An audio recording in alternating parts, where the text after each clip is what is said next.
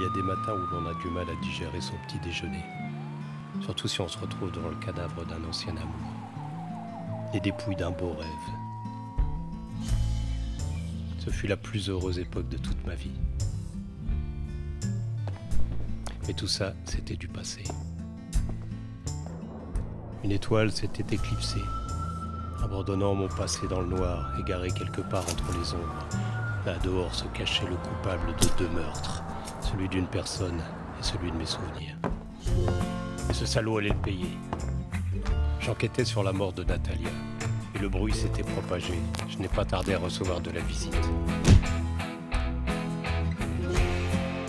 Le message était clair. Taper dessus était comme se cogner contre un mur. Il y avait un mot qui les décrivait parfaitement. Professionnel. Smirnov me fit emprisonner pour m'éviter des problèmes. Cette enquête nous emmenait vers de hautes sphères.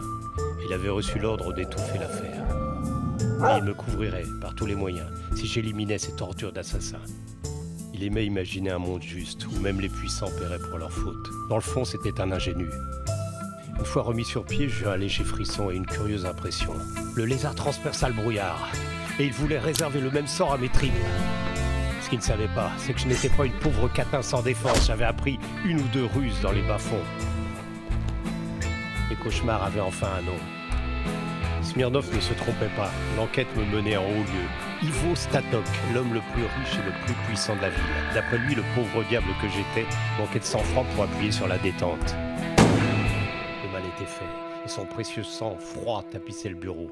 Smirnov ferait le reste pour que l'affaire soit classée en tant que suicide. L'affaire m'avait laissé un goût amer. Je m'étais engagé dans un chemin du côté le plus sombre de la vie.